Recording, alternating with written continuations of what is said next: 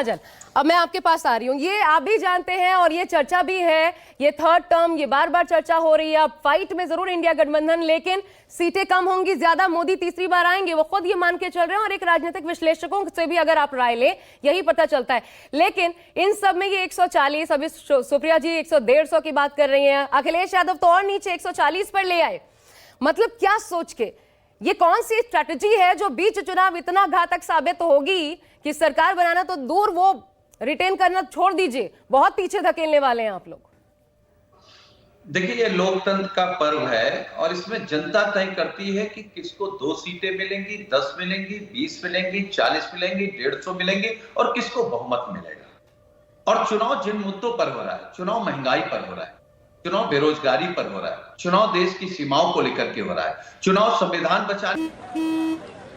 चल हो जा शुरू।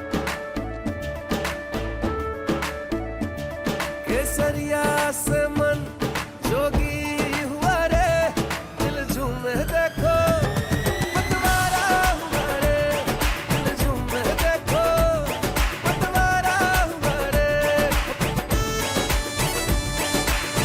हर पल मनाओ केसरी त्योहार। विमल, बोलो जुबां केसरी। के लिए, आरक्षण बचाने के लिए हो रहा है, चुनाव महिलाओं के मान सम्मान के लिए हो रहा है। तो अगर इन मुद्दों पर चुनाव हो रहा है तो बीजेपी कहां टिक रही है।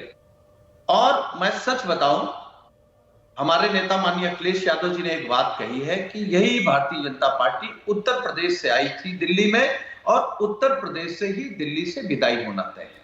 ये कुछ भी कह लें, देखिए माननीय प्रधानमंत्री जी 10 साल से प्रधानमंत्री होने के बावजूद एक किसी मुद्दे पर नहीं टिक पा रहे हैं, अपनी कोई उपलब्धि नहीं बता पा रहे हैं, नौजवानों से आंख नहीं मिला पा रहे हैं, किसानों से आंख नहीं मिला पा रहे हैं, देश की महिलाओं से आंख नहीं मिला पा रहे हैं, तो आप किससे आंख मिलाकर के बात कर रहे हैं।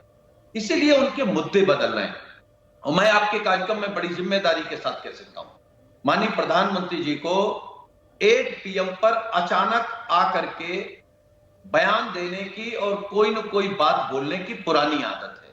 जब भी 8 PM पर वो लाइव आते थे तो देश डर जाता था, लेकिन हमें भरोसा है, उम्मीद है, जब 4 जून को 8 PM पर माननीय प्रधानमंत्री नरेंद्र मोदी जी आएंगे तो उस संबोधन के बाद फिर हम, आप और पूरा देश उनको पूर्व प्रधानमंत्री बोलेगा, क्योंकि 8 PM पर वो अपना इस्तीफा सौंपेंगे, क्योंकि 150 सीटें छू नहीं पाएंगे।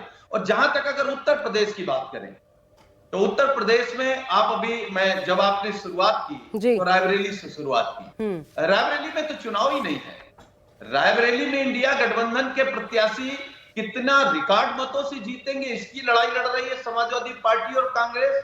और भारतीय जनता पार्टी पूरी ताकत लगा रही है कि किस तरीके से रायबरेली में भारतीय जनता पार्टी की जमानत बचे। कितने मतों से जीतेंगे राहुल गांधी, कितने मतों से जीतेंगे, एक अनुमान सुनील जी आपका, आपको क्या लगता है? नहीं, देखिए ये तो जनता को तय करना, लेकिन हमको इतना भरोसा है जो इस देश में टॉप 10 बड़ी जीत होगी, उस टॉप 10 में रायबरेली रहेगी, राहुल जी रहेंगे। आप ये तब बोल रहे हैं जब आपको याद होगा दिनेश प्रताप सिंह सोनिया गांधी के खिलाफ वो कैंडिडेट जो सबसे ज्यादा, जिनको भले वो हारे लेकिन सबसे ज्यादा वोट्स मिले थे, और वही दिनेश प्रताप सिंह अभी चुनाव में है। देखिए रायबरेली हमारा बिल्कुल बॉर्डर का है, हम लोग चुनाव में रायबरेली थे, हम रायबरेली की एक विधानसभा की स्थिति बता सकते हैं। भारतीय जनता पार्टी रायबरेली में जमानत नहीं बचाएगी और हम लोग 4 तारीख को फिर बात कर लेंगे। तो रायबरेली में तो कहीं है ही नहीं कांग्रेस, उस आधार पर अगर आप देखें, विधानसभा वार भी देखें तो कांग्रेस तो है ही नहीं, वजूद ही नहीं दिखता कांग्रेस का। आप लोग चाह रहे हैं समाजवादी पार्टी को देखिए ना, आप समाजवादी पार्टी को देखिए, देखिए तो राहुल गांधी आपके वोटों के सहारे जीतने वाले हैं क्या?